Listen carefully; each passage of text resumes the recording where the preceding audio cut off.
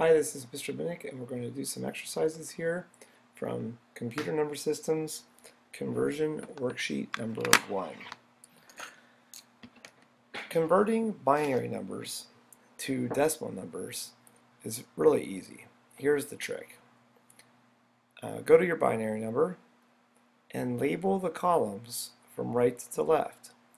On a previous video or in our lecture notes, you learned that this first column here to the right is the ones column, and this column is the twos column, and the fours column, and the eights column, and so on. This column here is the 32s. This column with the 0 is the 64. And this last column here is the 128s. Sorry, I didn't have a lot of room to write these column headings. Now, why are those numbers the way they are? Well, 1 is really 2 to the 0 power. 2 is really 2 to the first power. 4 is really 2 squared. 8 is 2 cubed.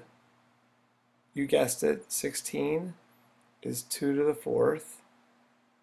32 is 2 to the fifth, etc. Anyway, now once you have these numbers labeled there above the columns, find all the digits, the placeholders, where there's a 1. And whatever number is in your column heading, in this case 128, jot it down here in your scratch area. Now that's a 0, so ignore it. But this 1 matches up with the 32nds column. This 1 here is in the 16s. And that's it. We only have 3 ones. Well, the magic is you just add these values together, and that is your final decimal number that is equivalent to the original binary number. I'm going to do this in my head. Okay, after adding those up in my head, I get the answer 176, which is a base 10 number, which that's implied by this problem, and this binary number was binary, so I put a little 2 there just to be clear. Okay, do the rest of these problems again by just labeling your column headings, and anywhere where you see a 1, add up those numbers, and voila, you have the corresponding decimal number. Let's now look at some octal conversion problems where we're converting octal to decimal. Let's take a look at this one right here, number 10. In the world of octal, this first column is your ones. The second column is your eights. The next column would be your 64s. And the reason for those magic numbers, that 1 is really 8 to the 0 power. This 8 is 8 to the first power. And this 64 is really 8 squared. Whatever the next column would be, it would be 8 cubed, which is 64 times 8. I think it's 512. You can verify that. But anyway, in problem number 10, that is unnecessary. Now here's the next step. Whatever digit you have here, for example, this 3 in this place, you take 3 times its column label. So 3 times 64. All of that plus this 3 times, not 64 though, times 8. And finally this 2 times this 1. Now just multiply and add. Well, I did the math. 3 times 64 is 192.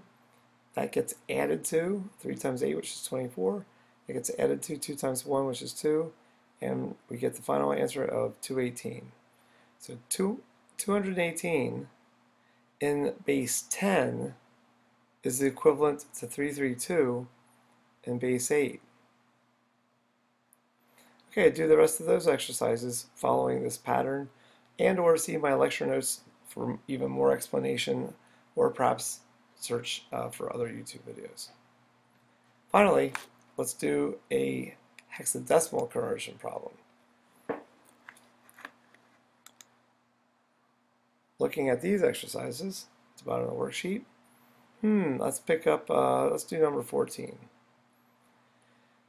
Well, this 9 is in the ones column, this 0 is in the 16s column, and this F is in whatever 16 squared is. I believe it's 256.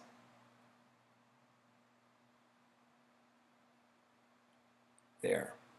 So 256 times F,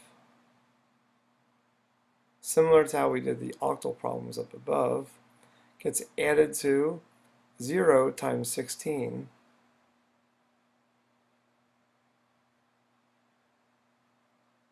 I'm sorry, I meant to say times 256 times F. Okay, and then plus this 9 times,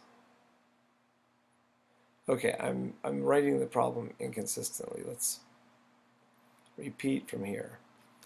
Okay, 256 times F plus 16 times 0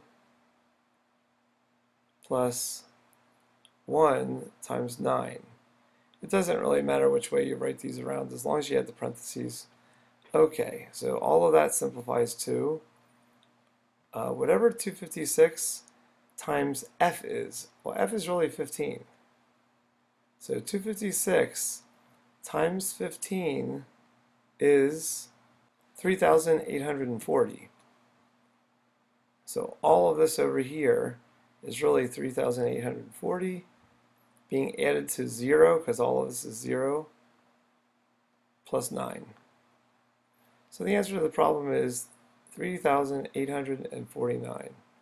That's what you would write in right here. And that's a base 10 number. Good luck.